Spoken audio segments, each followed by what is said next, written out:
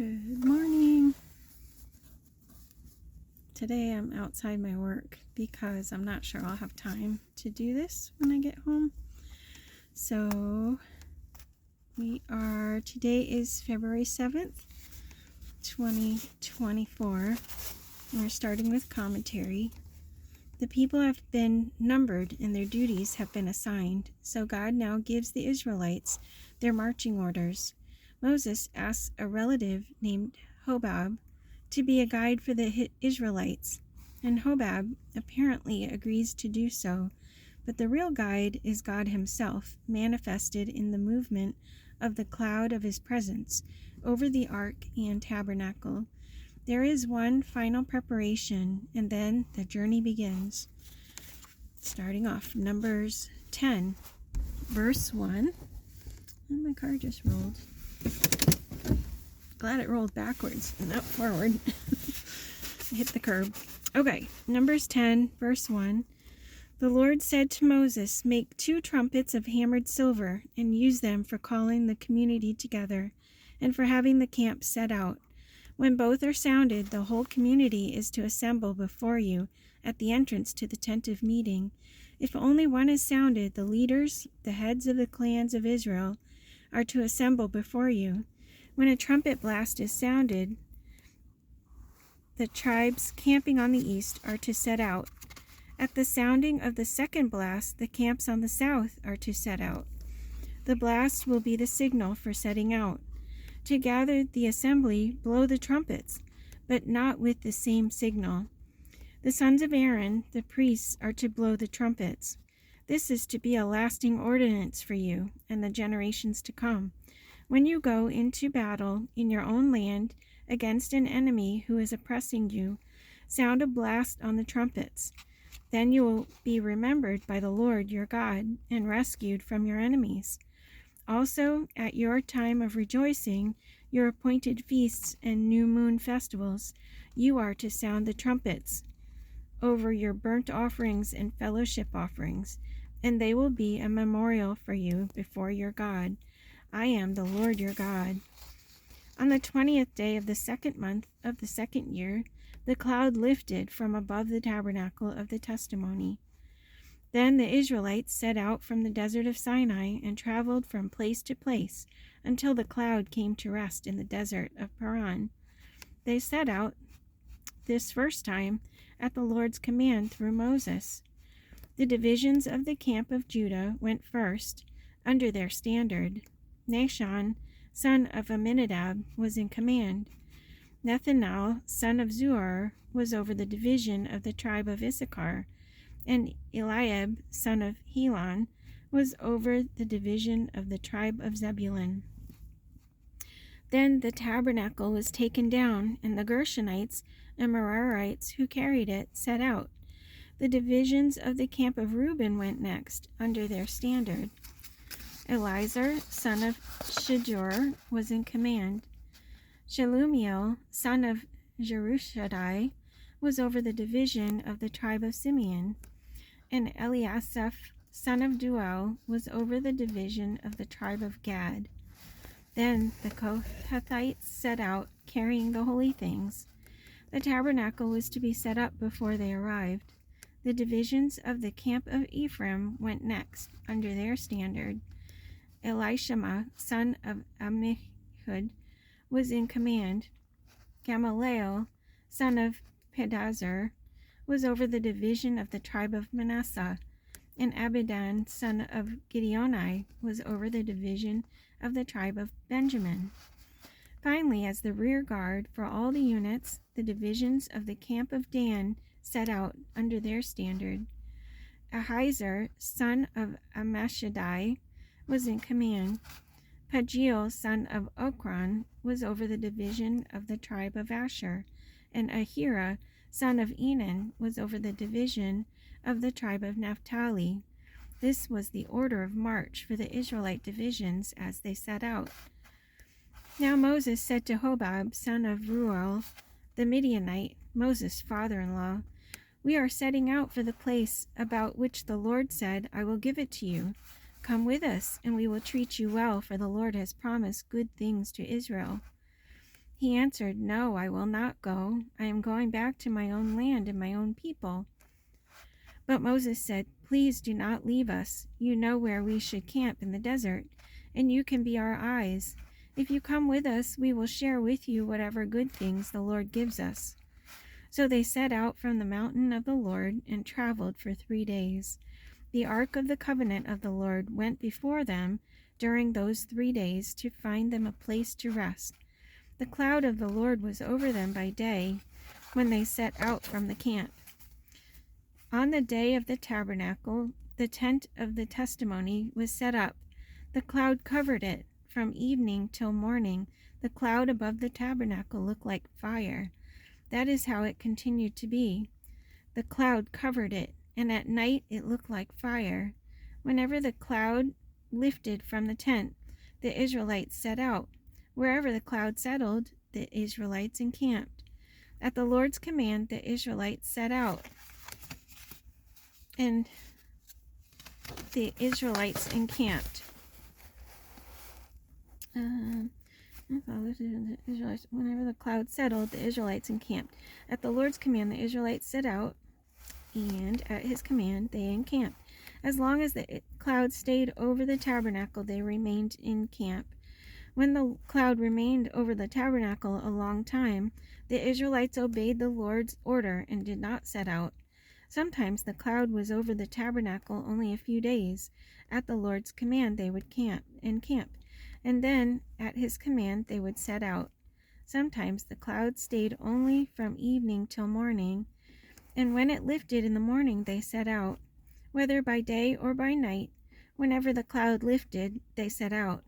Whether the cloud stayed over the tabernacle for 2 days or a month or a year, the Israelites would remain in camp and not set out.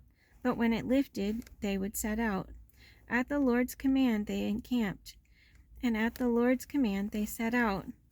They obeyed the Lord's order in accordance with his command through Moses.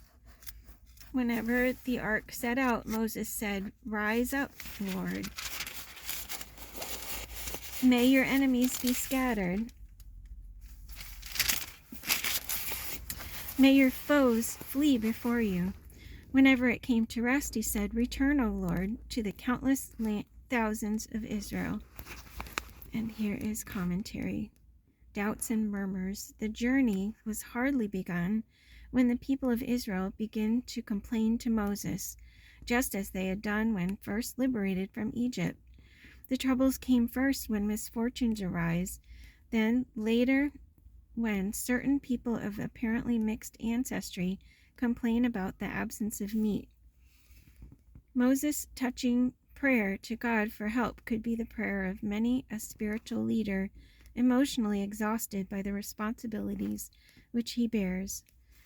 God responds to Moses' prayer by calling for the appointment of 70 elders to share the administrative burden which Moses has borne thus far. The Council of 70 will set a pattern of Jewish administration for centuries to come. As a sign of their authority, the Holy Spirit descends upon the 70 and causes them to prophesy, apparently in ecstatic utterances. This unusual glorification of the elders does not seem to be repeated, perhaps because of the jealousy which is aroused when 2 others also receive the divine gift in a special manifestation. Picking back up Numbers 11, verse 1.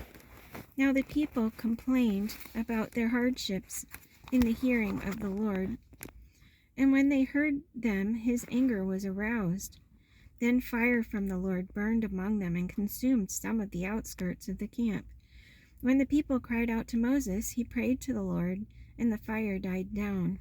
So that place was called Taberah, because fire from the Lord had burned among them.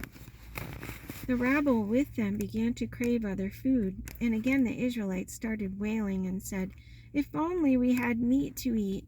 We remember the fish we ate in Egypt at no cost. Also the cucumbers, melons, leeks, onions, and garlic. But now we have lost our appetite. We never see anything but this manna." The manna was like coriander seed and looked like resin. The people went around gathering it. and then ground it in a handmill and crushed it in a mortar. They cooked it in a pot or made it into cakes, and it tasted like something made with olive oil. When the dew settled on the camp at night, the manna also came down.